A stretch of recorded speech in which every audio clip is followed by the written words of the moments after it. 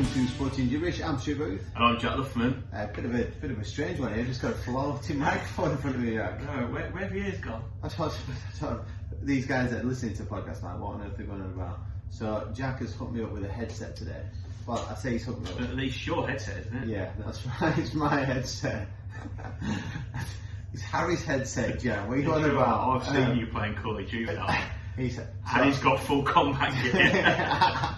That's the best bit about it. If you're listening now, you will not get this. You need to go to the YouTube channel, just have a little look at this magical piece of... I can't stop that. No, it's just magical. So at the moment, all I can describe it for the people who are listening to the podcast is this camouflaged headset with a microphone. So there is some technical about it. We're just trying to improve our quality week in, week out. So I just think Jack's trying to stitch me up like an idiot. I said I was going to be mine, but it's not arrived yet. Yeah, sorry, it's never coming, is it, Jack? Anyway, back to the podcast. So on this week's show, we'll be talking Arabian Gulf. We're going to be talking top four. Who's going to finish top four in the Premiership? Because that's livening up quite loud. You alright there? I've got you need a glass of water or something. After that, we're just good with that. Yeah. Relegation battle, who we think is going to be involved in that aspect. A look at the FA Cup, because Jack says the romance is back, or is it? So we'll discuss that in a second. A few transfer window things going through at the moment. This week's Jack's rant, or as he calls it, Sporting Gibberish Point. I think we're going to be... Oh, we'll just leave that for a surprise. We'll introduce that.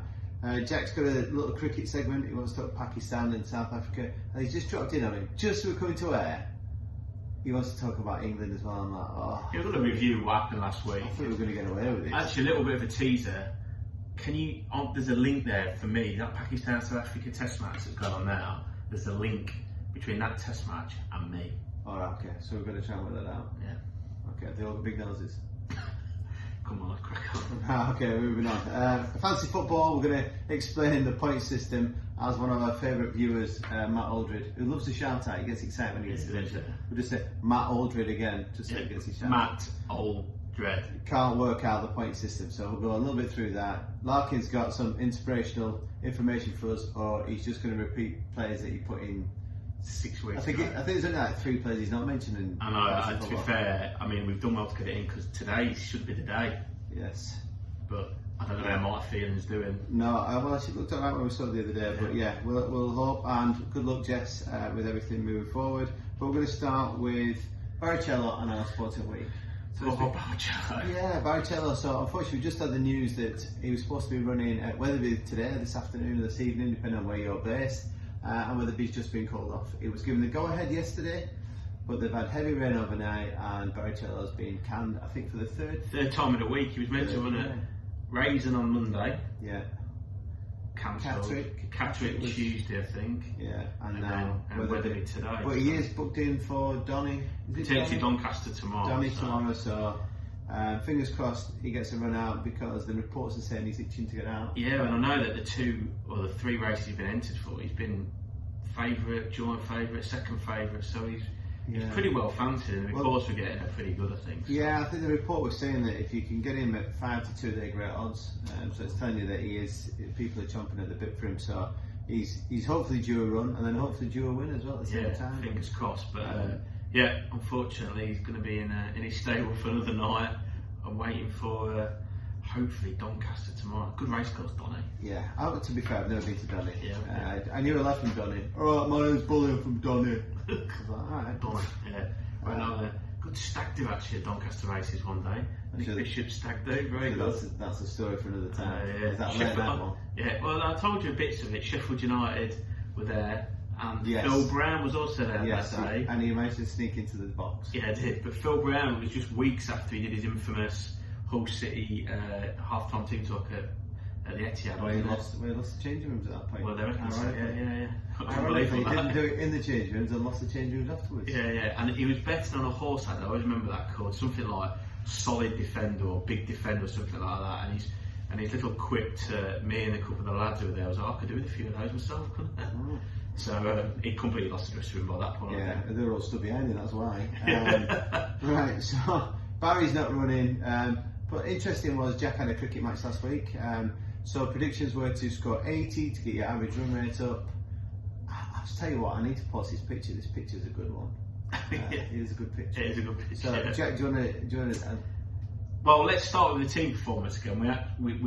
We lost, but it was a very, very good game of cricket. Sometimes you have to take your hat off to the side that you're playing against. They were just better than us on the day. They got 230, which is a huge score in 25 over cricket. But believe it or not, people would go, "Oh, you must have bowled badly or fielded badly." We didn't.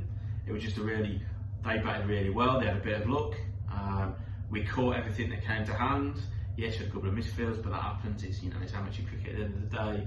Bowled and fielded well, and then we came just 12 runs short in the chase, which is, I can't tell you what a great effort that is, because when you're chasing such a big score, everybody's got to go from ball one, so that obviously the chance of you losing your wicket is higher than it would be if you sort of set in or chase a lower score, etc. I think you must be really disappointed considering what you've got 80 to get your average up to be just short. It means that other batsmen must have let you down.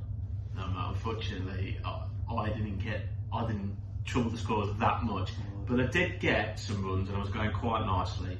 Don't get me started on the reason for my dismissal, but if you post that photograph, and those people that know me will probably realise what I am exasperated at. Okay, so how many did you get? 10.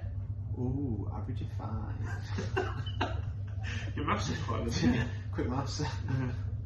There's a song going into that as well. But yeah, that's. Oh, you are miles off your. Oh yeah, it's what it is. We'll see how we go this week, but it's it all. So it's 110 then this week. See, another quick maths. It's the end goal. I tell you what, there's nothing left on us PT, so we are sharp.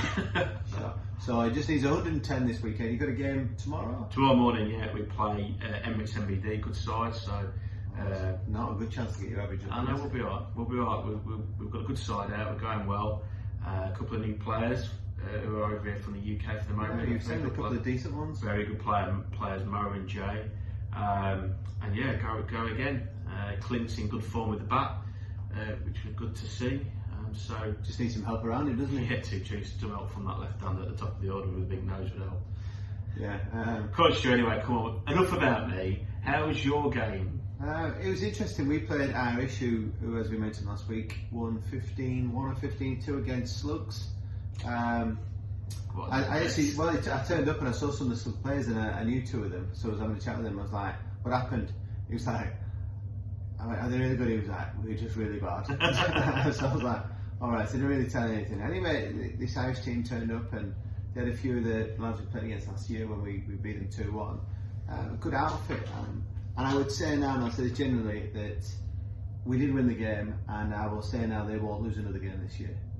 They are the best team we've played down there. The only difference was, unfortunately, by the time they realised what was going on, it was all a bit too late for them. So I think it was like their second 7-a-side game, and they left me isolated with the big fella at the back. And I think within 4 or 5 minutes, I'd scored 3. And then he just they were 3-0 down just out of nowhere. They were doing all the pressing, playing all the football, just got the ball, I was 1-on-1 with this guy and just caught him out a few times, and everything that hit went either in the top corner or the bottom corner. See, little hat-trick hero, weren't you? Yeah, it was good. But I twinked my groin on the first hit. I hit this one and I'd not hit a ball so well in a long time. Just caught it too well, but obviously it flew past the keeper. But just felt a little twinge in my groin, and then every time I shot after that, I could just feel it go. So I came off at half time. I'd done the first 30, and we were 4-1 up at that point, and pretty much cruising. Even though again they were putting us under a lot of pressure, and they reshuffled the pack to put a couple of my markers on. But I think they were a bit disappointed when I was stood on the sideline when it came out second half, and then when I came on, I had a few whispers of the ear telling me I wasn't going to get anything else. He said to me about that. That's good. Yeah. Oh, wow, so good win. Yeah, good. Yeah, so 5-2 finished. It sounds much more comfortable than it was. They were honestly the best team. They were way better than Dubai FC. And like I said, is that if you finish above them, you win the league. I think so. The good thing is that we've played probably the best 2 teams in the league. I beat both of them. So I think the only other potential slipping point I see now is our other team, the other All-Stars team, but I can't imagine they're going to get through them 2 games now, either dropping points or losing a game. So puts in good stead, and obviously finally off the mark, and I'm getting grief off the gaffer last night. Was you? You're going, scored more than you this season. I went, we've only played 1 game. And then he was like, yeah, but I still scored more than you. To be fair, you've nearly scored as many goals as I've scored runs now. Yeah, well, I'm not far from that. I think our averages are going to be pretty close by the end of the season. So yeah, it was a good result, good game, well played. You know, I really enjoyed it. I had a big battle with the lad in the second half. And it was one of them that we kicked each other and hit each other, and there was no nastiness about it. There was no malice. You know, there was nobody trying to cheat, trying to con the referee. We got up, shook hands when we knocked each other over, and I just really enjoyed it. I just now need to see how this grain's going to be in the next few days. So, yeah, fingers crossed and get another game in Sunday ready for next week. It's good though. Same back to our game on Saturday weekend where we played. It was just a really, really good game of cricket between two good sides.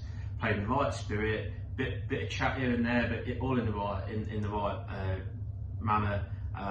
And they probably just outplayed us on the day, but it could have gone either way. And they were really gracious in defeat on the day and on all the social media pages after that. And another day we could chase them down. Another day they might not have got as many, but actually you play sport for those kind of games. Oh, yeah. It's always better when you come out on the winning side, clearly. Yeah, when you play games like we've just mentioned, then it's about the competition, isn't it? You don't want to turn it to games and win 15, 16 or score 100 and there'll be a challenge. You want that challenge. So like I said, I think if they'd scored the first goal, that game's completely different. Yeah. You know, we have to push out, and I'd imagine they would have done us on the break a few times. So I think their naivety of being only the second game of the season and winning probably so comfortable last week didn't help them.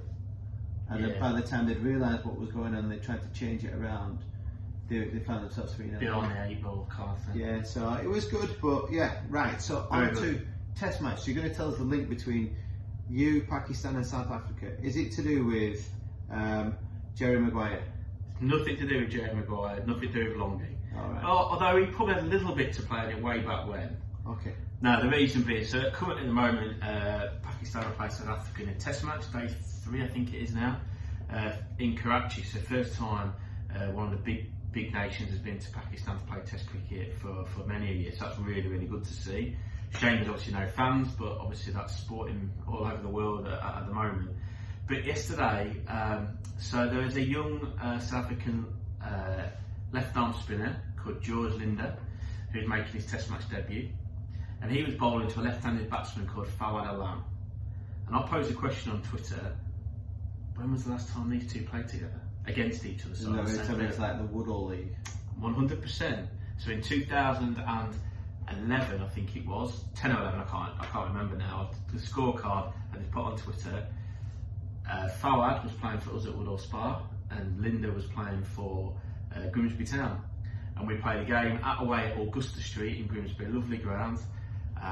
And they both played their part in a tied game. And I will distinctly remember that last ball of the game we were fielding. Grimsby needed one to win, and Sarge had the nous and the bottle. He bowled a slow ball. Lads took a big swing, missed it, and then we got a run out, so it was a tie. But in that game, Linda got 80 something and a couple of wickets. Fawad 80 something and a couple of wickets, and me and Fawad put nearly 100 on for one of the wickets.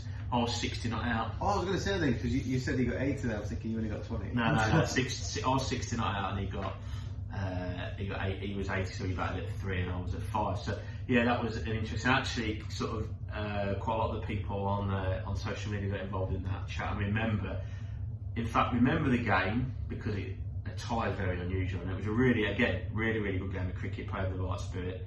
But also that Fawad that particular day, everyone remembers his fielding, and one of the boundaries at Grimsby Straight is quite short, and he was like a whippet round that boundary. He took 2 catches, and at Augusta Street there's obviously a bar there at the ground, and it's in the middle of a housing estate. And as the Saturday afternoon rolls on into the evening, people come and watch for a pint and a refreshment, blah blah. By the end of it, on a good summer's day, as it was this time, it's full. And he actually got clapped off the field for his fielding. Oh, nice. But it's quite nice to see that 10 years down the line or whatever it is, 2 players who played in our league, and both obviously a lot younger than, well, Faddy's 35.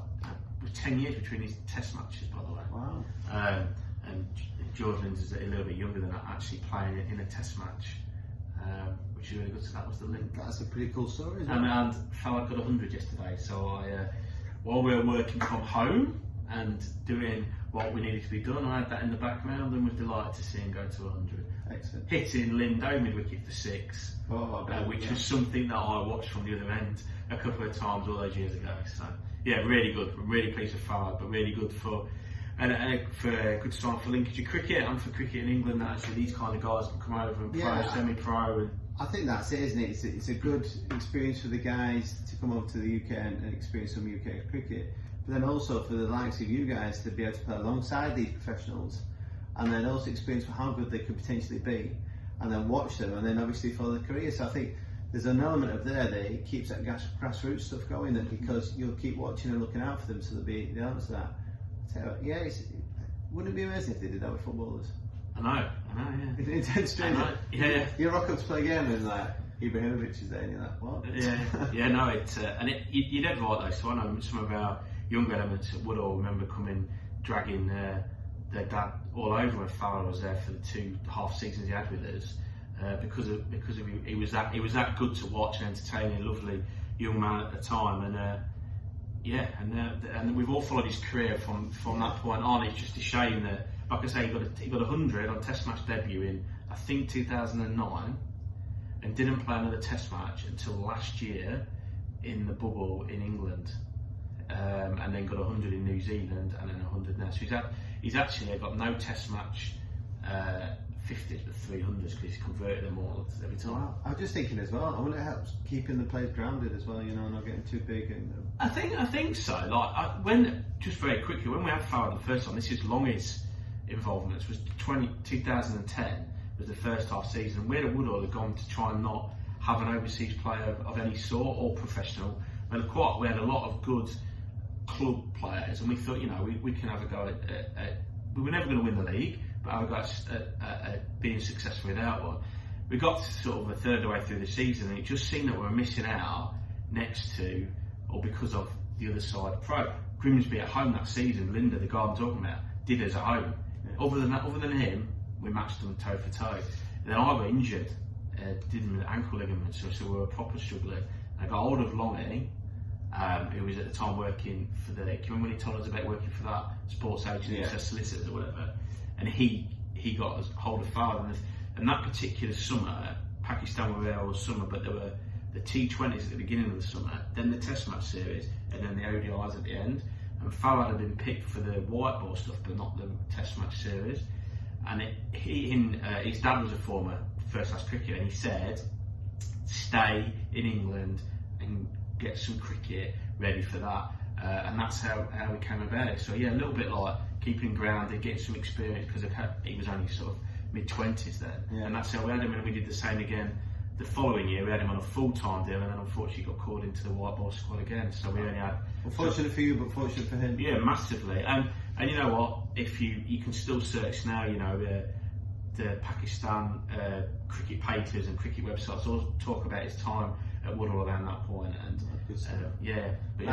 you went to mention England. Yeah, just very quickly. One series went 2-0. Won again last week. They've flown now to India.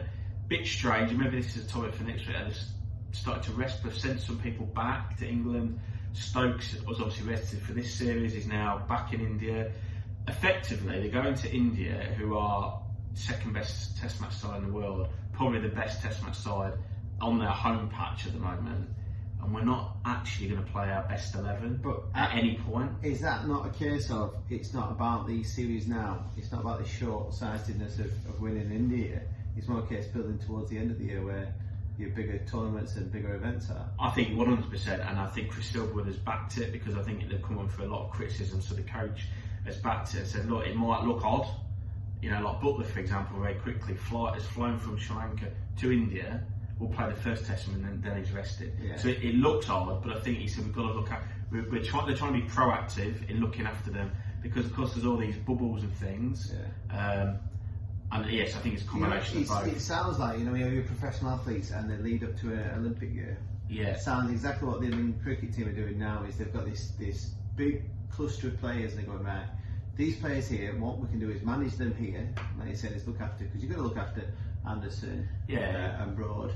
And then what they're doing is then going, right, opportunity to play these, and then hopefully by the time they get to later in the year, everybody's in quite a fresh position. Yeah. And then you're picking players on form then. Yeah.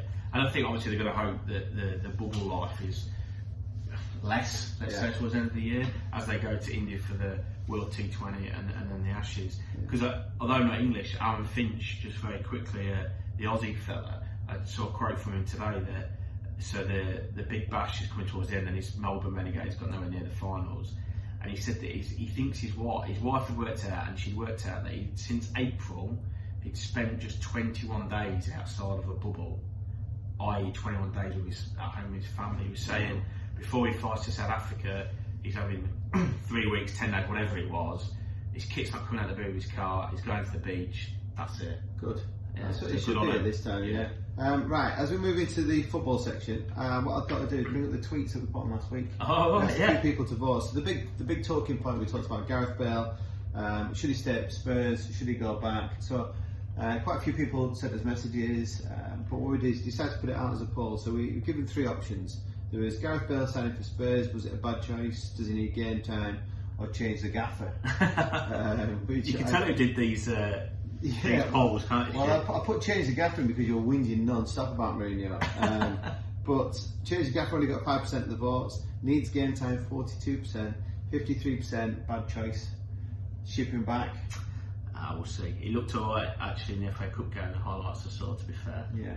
I'd like him to play tonight against you lot, but he won't. We'll see. He won't and then I chucked on there, what should Liverpool do with TAA? 3 choices were wait it out and rest him, sell him, or change position.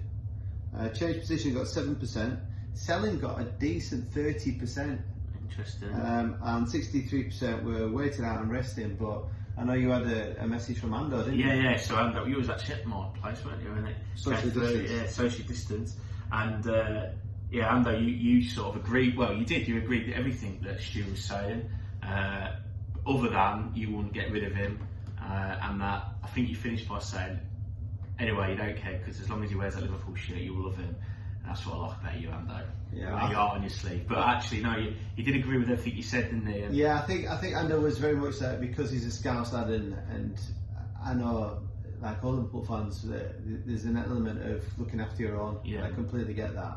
I don't know, if they weren't going to sell him, I definitely think he needs to move position, and Ando was completely right. He's probably the worst defensive right back we've had at Liverpool in a long time. Yeah, he did say that, didn't he? Yeah. And he didn't really do himself much justice in the Man United FA Cup game either, I'll be honest. He's not covering well. You look not at putting himself in glory, is he? No, he's. I just don't understand in that game why they put the young lad Williams alongside Trent, who's the worst defensive player. Maybe it's because Williams is better on his right hand side and perhaps is more comfortable on left. But I would have thought maybe just switch it out a little bit. Just help him out a little bit. But yeah, hey ho. We'll talk about FA Cup in a short while, but we're going to look at Arabian Gulf League. So last week was the Arabian Super Cup final, which was Shabab Al Ali, who are currently floundering in about 6th or 7th in the league, versus current champion Sharjah.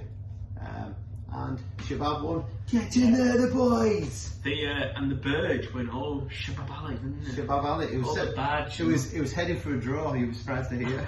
Oh, there we go. With Shabab. But yeah, popped up last minute goal, game over.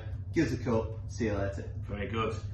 So that might kickstart. And the way off going to win it, aren't they? I think I said this to you, is that this could now potentially kickstart Shabab's season, but then it may also have a little bit of a knock-on for Sharjah.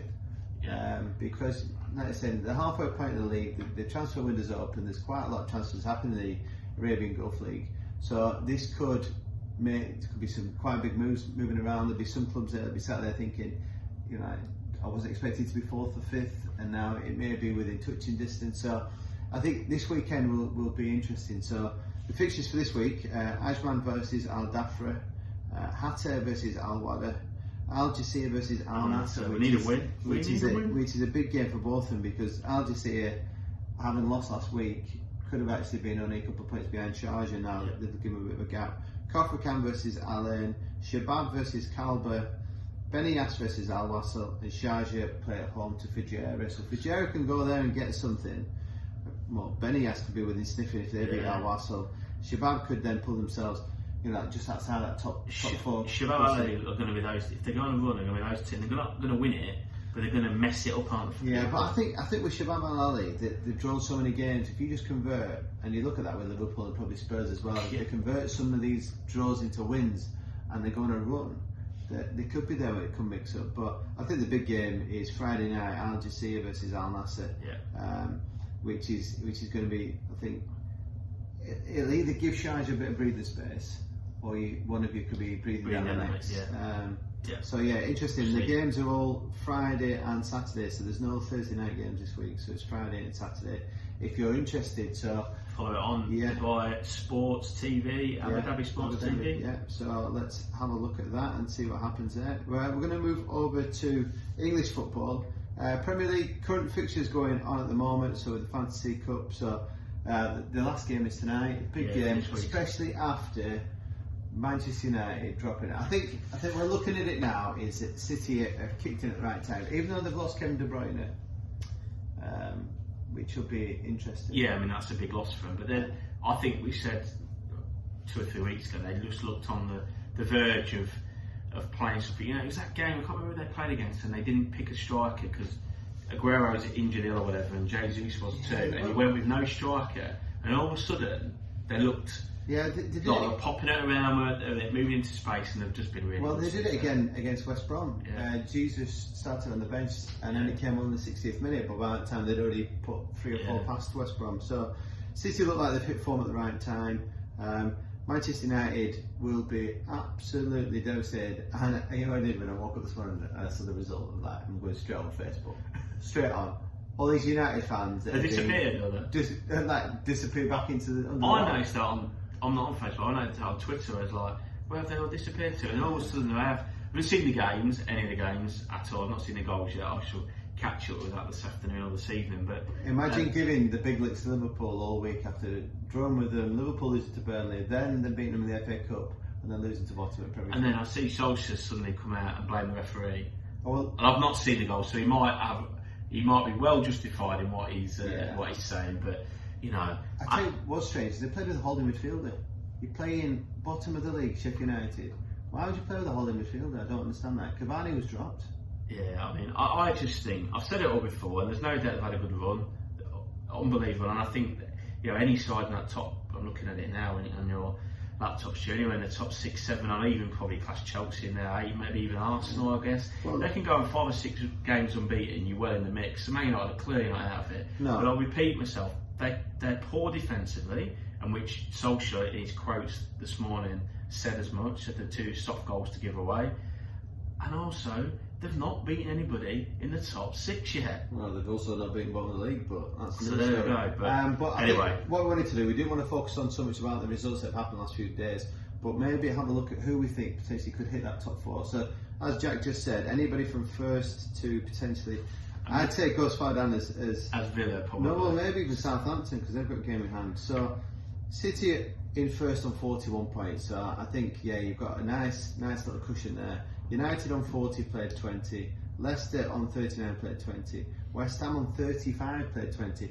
So there's a big gap between probably 3rd and 4th, which Liverpool could jump back into 4th tonight if they win. And Spurs we can as well. But yeah, Spurs could also jump into there.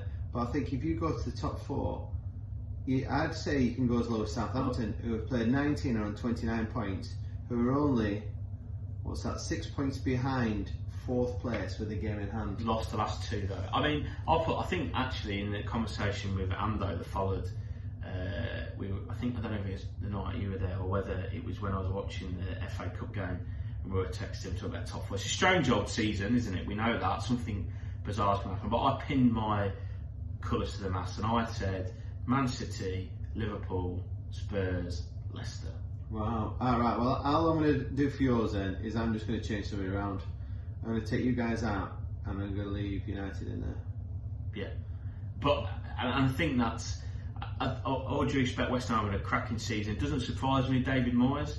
You know, it doesn't surprise me that all of a sudden, you know, he's got probably the players he wants, he's getting rid of the players he doesn't want, etc. And a bit of autonomy and they're going well. No disrespect to like Man United, I just don't like Man United, so I don't want them in the top 4.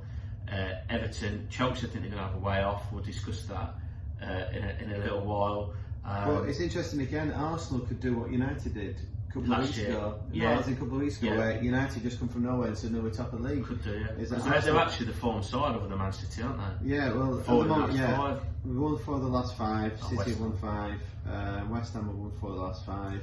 I just think though, with Arsenal's inexperience, if they come up against, well, it could work both ways. They come up against, let's say, Liverpool in 2 weeks' time, or a Spurs and a Derby, or whatever like that. Their inexperience could cost them to a degree. However, the flip side of that is inexperience. You've got no battle scars. You've got no concerns going at it. So there could definitely be a dangerous team now as we go to the second half of the season. I think for sure. Yeah, well, just as interesting is the bottom. The bottom 3. Currently, Sheffield United are on 8 points, but having won in the FA Cup and putting a run together in the FA Cup, and now beating United, are they going to be able to start to master some points together? West Brom thought Allardyce was going to save them, got a result, and then have lost the last couple. Fulham draw and lose. I just think that looking at the table there now, I think they're getting a bit adrift, those 3, aren't they? I think the ones that need to be worried about is Newcastle. What I was about to say, exactly the same. They are horrific. Well, Newcastle are plummeting like a stone, and shows in the past that teams that drop at this point usually the ones that can't master anything together to get themselves out of it. And they've got the better squad of all those sides in that bottom 6 or 7. They have by far and away the best squad. Isn't it bizarre? Is it? You look at a team like Brighton, you think of the name, you think they're not a Premiership club. They're not elk of that. But out of all them teams in the bottom half, they play the best football. They do play the best football. But it's obviously not effective because either A, they're not good enough then to break down teams, or they just leave themselves open. It's funny, I was having this debate over message with our friend Tom Pascoe the other day, because big Cardiff fan, and they've appointed Nick McCarthy. Sacked Harris, which I thought was a bizarre point when that was. McCarthy said that's uninspiring, and he completely agreed, but he hopes and he thinks, obviously he's back in Wales now, and he obviously reads the local press, etc., that it looks like they want him just to steady the ship, and then there'll be a reappointment come the summer. He thinks maybe something like Craig Bellamy, potentially ex-Cardiff player, something like that. Has he got himself in a little bit of trouble as well? Yeah, I'm not quite sure what all that was about in the end. But we ended up talking about sides, basically. He was saying he would rather, what's the point of going into the Premiership and then not trying to win games, and just talking about West Brom and things like that, and that defensive-minded set-up. And we know the financial gains are unbelievable, but it's proof that it doesn't work, does it? No. It doesn't work. And we got on to saying that Brighton are a perfect example, on about long-term projects and things like that, which, are they a thing of the past? Maybe a bigger debate for another time. But we're saying like Brighton are a club that actually has done that, haven't they? They got rid of Chris Hughton because although he kept them up, in that we're not going to lose and we're going to try and nick 1-0 things. Yeah.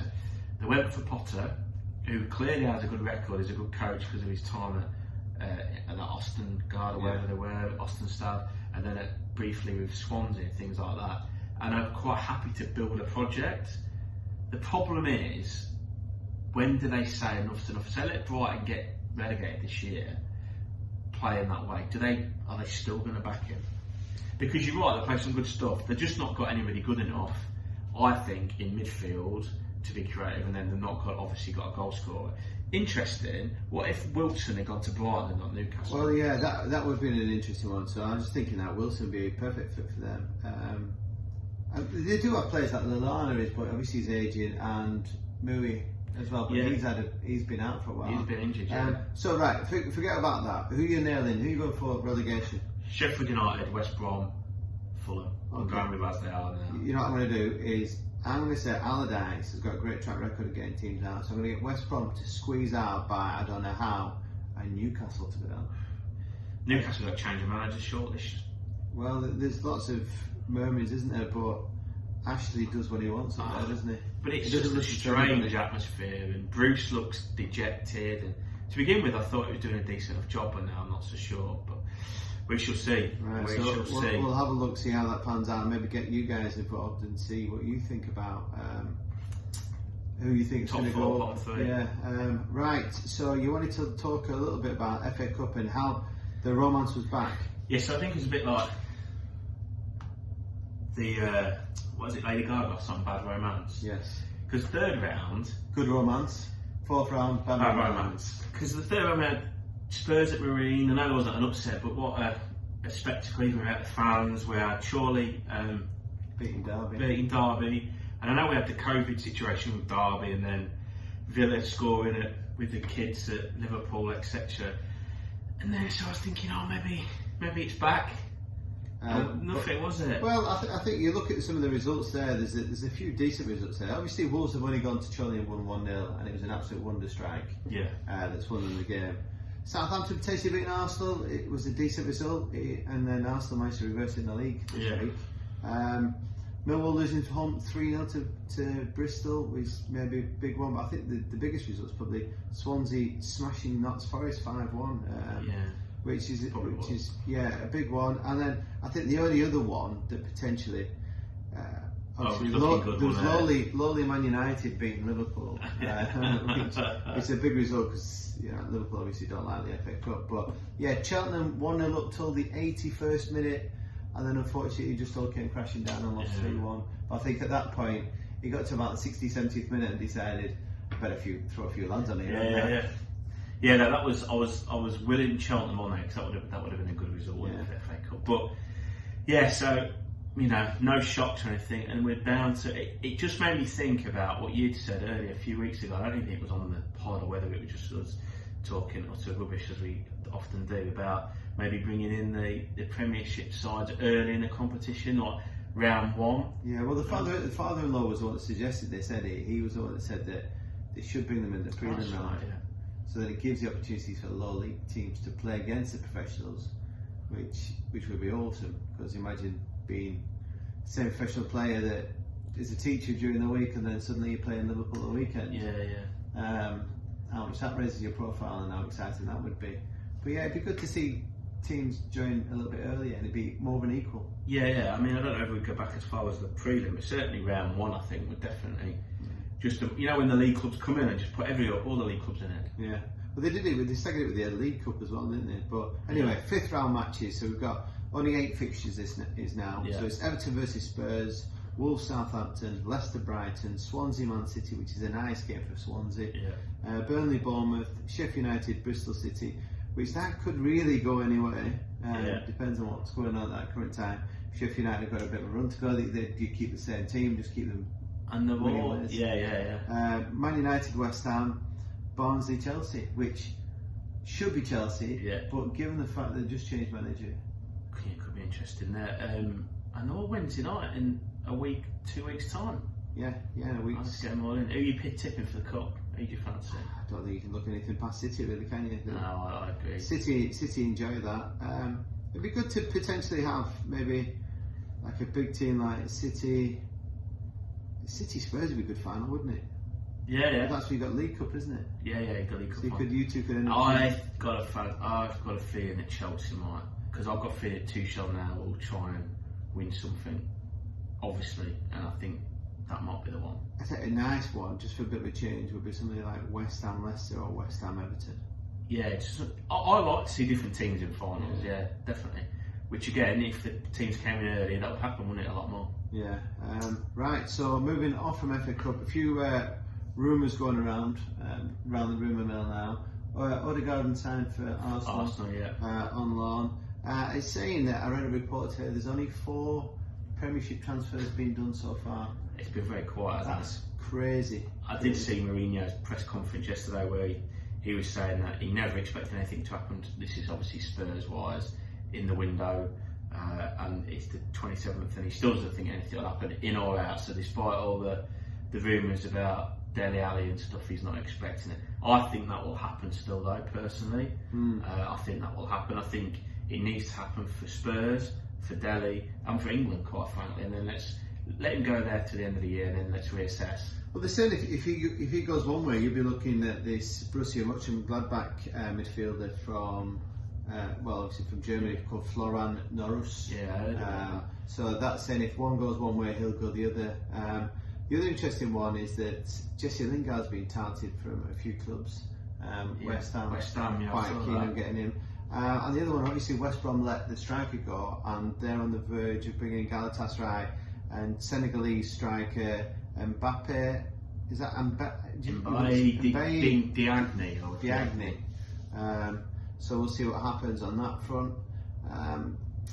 But yeah, there's obviously that other stupid rumour mill about Messi and Paris Saint-Germain and Barcelona. Yeah. What do you do with Messi? Do you just see him a career out of Barcelona, or do you go and try your hand somewhere else? Because the Man City thing's gone completely dead. Yeah, I don't know. Because how long has he got left? He's not got. I don't know. He's 33 now. I think he'll stay at Barcelona because I think if he goes anywhere else, it will always be like kind of, you're just trying to replicate Ronaldo. Whereas I think he'll end up seeing his days out at Barcelona, probably end up managing them at some point, and just be that legend of a club. You know, a lot of people do. Yeah, and the only other one is United are going full tilt to try and get Sergio Ramos at the end of the season. Obviously, what happens is once your 6 months is due, you can actually sign a contract with somebody else. So I think United went full tilt there, which it doesn't go against everything that Alex Ferguson used to do. He wouldn't sign anybody over a certain age, would he? And he was very reluctant to give any contracts out to anybody over the age of 31. Yeah, it was, because that's why they only ever got year deals, didn't they? Yeah. Same with Wenger did the same, didn't they? Yeah. I'm not a Ramos, I don't know. Well, maybe we should discuss Ramos another day. I'd love to see Ramos in the Premiership though. I think he'd have more red cards than he plays games. Yeah, well, it'd be interesting. He's, no matter what you think of him, he is a good player. He's just a master of the dark arts, isn't he? Do you not think he's probably the last of the dying sort? I know, and then I know he's got World Cup winners, mate. Do you not think that his stock is higher than it is because of the league he plays in, rather than actually how good he actually is? No, I think he's been one of the best defenders we've seen, especially the last few years. Right, well, we'll stop on there. You want to talk about Tom Brady? Talking about legends. Yes, legend. I mean, interesting. Obviously, I can't say I'm a huge American football fan, but I do follow it a little bit, just like most sports, particularly when it comes to this time of the year. You know, when the Super Bowl comes around, I'm going to stay up for this on a Sunday night when work's on a Monday. You never get there, do you? No.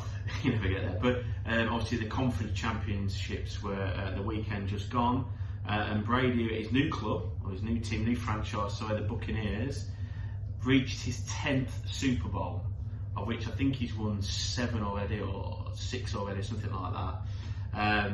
So he takes his place at Super Bowl 55. And it just got me thinking about, you know, when people are talking about the best sportsmen ever to grace us with their presence in whatever sport that may be, he never gets a mention.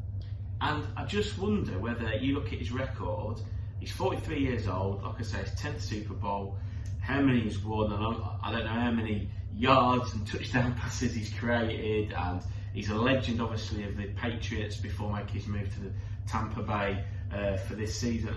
You know, is he not one of the best sportsmen we've ever seen? Potentially, but do you think though that you don't appreciate somebody at the time, you only appreciate them after? So then when you go back and reflect and you go, oh, he's not quite Tom Brady. Tom Brady used to be able to do that, and then you then start to probably put them into a different light, and then, you know, I have no doubt that once Ronaldo and Messi retire, people sit there going, oh my goodness, how good were them two? Yeah. We still appreciate them now, but then you look back and you look back on certain elements of certain players that you've seen in the past, and probably what will happen is you look at Dan Marino, and how high he was sought after, but yet has never done anything to the same level as Tom Brady. You're probably right, and obviously not being one, you know, living, breathing American sport or American football, probably it's different. It's just from the size, you know, and I guess, you know, from that first lockdown period when we watched the Michael Jordan documentary, but everybody heard of Jordan.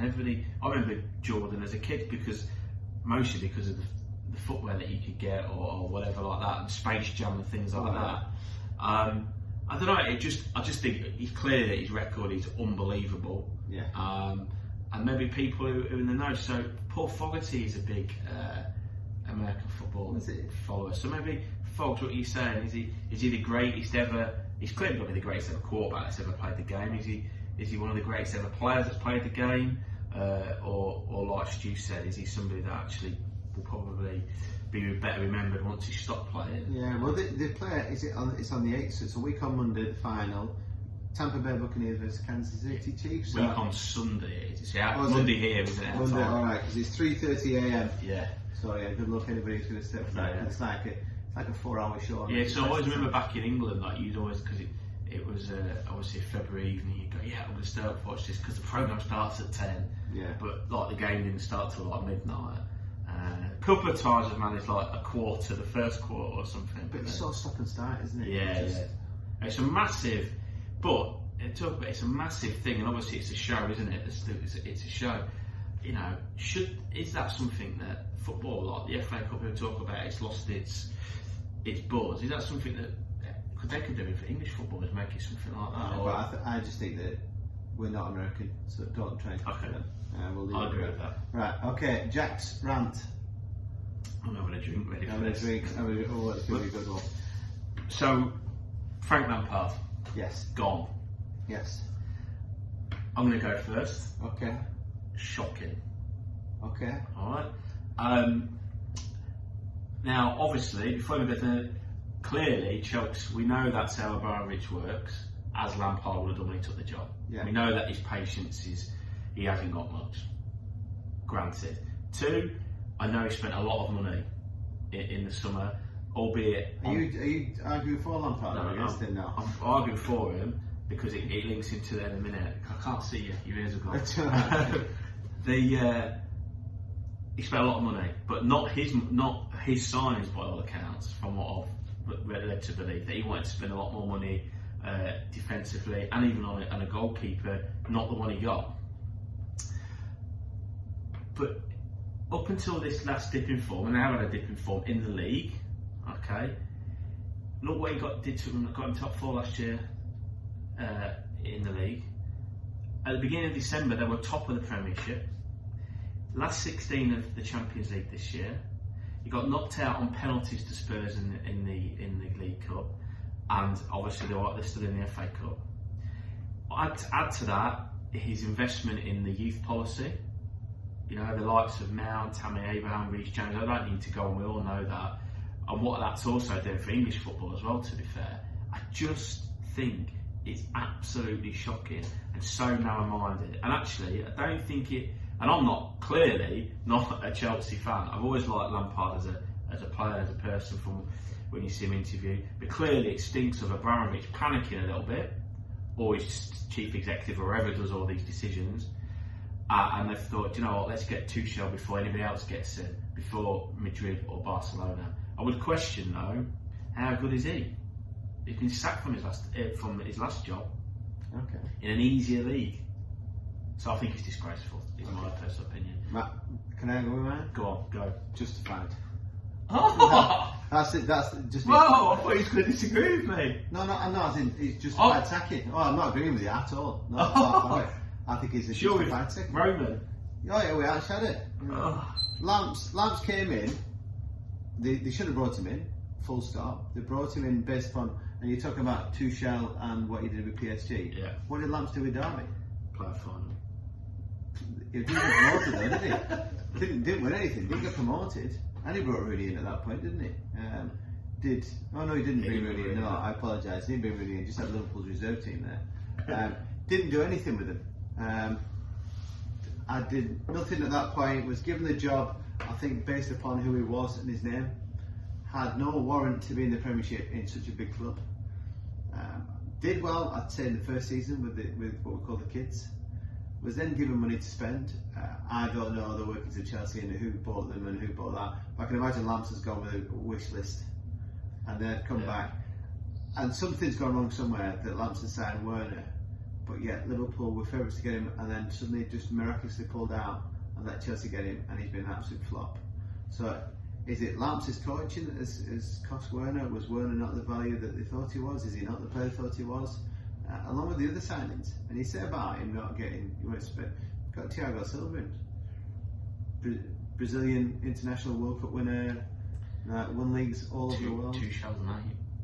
Yeah, but I tell you what, the funny thing is, it's to be fair, he didn't play too bad though for Chelsea. He was probably the only leading light at points, but as a Chelsea fan, why would you be happy with another 4th place when you've spent probably more than everybody else in the Premiership last year? In this transfer window, they spent more than anybody else. But you could still win it. we've just said that. We've just looked at. He's not winning it. We've just said that Aston Villa or Southampton could potentially win it. No, we said they could get top 4, not win it. Top 4. So at the moment, Chelsea they could still win this. Play 20, 30 points.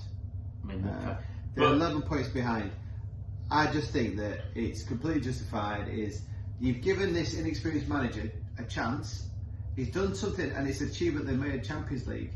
But if you look back in history, as a Chelsea fan, history dictates that top 4. You're not an Arsenal where top 4's that's minimum expectation. You know, Chelsea should be challenging for the league, and then they go, here you go, here's a checkbook, sign who you need to become challengers.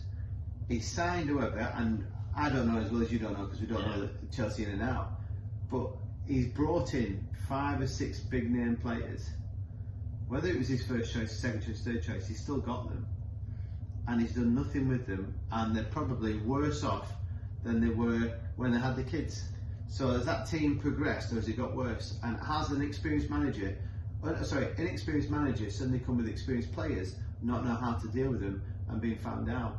It's almost like, I remember when Lampard and Gerrard set out on this management career path at the same time, and they both one went to Derby, went to Liverpool under 23s, under 18s. He then went into Chelsea, he went off to Rangers, and everybody slagged Gerrard off. But he's gone there and done his grounding. He did his grounding with the youth team, went over to Rangers, stuck by, and he's working his magic. And I'd say 2 or 3 seasons' time, when Klopp's ready to go, you've got a ready end of the season even. No, he's not going anywhere for another couple of years. At that point, Gerrard would be ready to come back in. And it wouldn't surprise me if Gerrard came back in the year before Klopp's ready to go as assistant manager. Well, yeah. Just to give him. I think that Chelsea made the mistake by signing Lampard, and I think what's highlighted it is this last 6 months when he's had the players to work with of the different ilk, which should have got them challenging on fronts, hasn't done, and they realise he can't cope and he can't deal with it. And maybe there's an element of, yes, this manager has become available, who has got a great reputation around Europe, although he's not done particularly well the last couple of months with Paris Saint-Germain, that they may have just jumped the gun a little bit and gone, let's get him before Real or Barcelona, but I don't think it's unjustified. Well, we'll agree to disagree. We certainly will. Get it on Twitter. Yes, we'll ask the nation. Come on, let's cheer it up. Let's cheer us up. Let's get Larks on. Let's get Larks on. So yes, fancy football. So I'll just go through the 2 winners. So since last week we had Cameron Knott win. So Cameron Knott, cheers, come and claim yours. Till you got in contact with me. Nick Latham got in contact. So Nick Latham's going to pick up his prize. And then the winner for the double week was Andy Tran. Andy beat Jack. Going into the last game, they were level, neck and neck, and then it turns out he had like loads of Villa players, didn't he? Yeah, he had Ollie Watkins, who scored, and I had Grealish and Wilson, so he did me by 2 points. So, right, I'll pass you over to Jack and Lark. See what Lark's got to say. Great to be back again.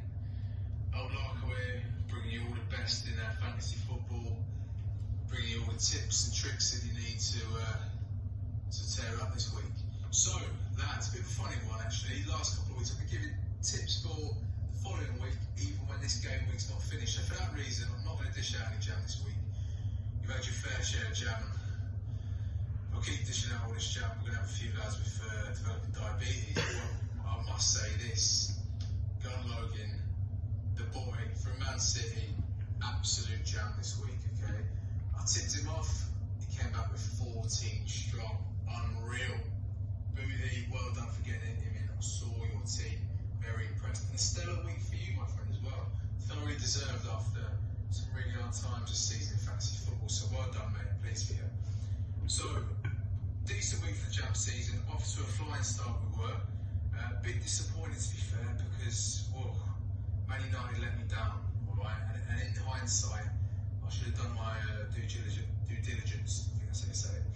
And really looked into a bit deeper. I should have known they were due an off week against bottom of the league. I went captain Bruno Fernandes, but if I'd done my research properly, and I know this, Matthew Aldred, Coronation Street super fan told me this, that Bruno Fernandes, huge fan of Coronation Street. I can see that obviously what happened during the week with Ken and Peter just throwing an additional whiskey down the drain, and arguing with Ken Barlow, it really rattled him. I can see it on the pitch. I can see all the lads, to be fair, Rashford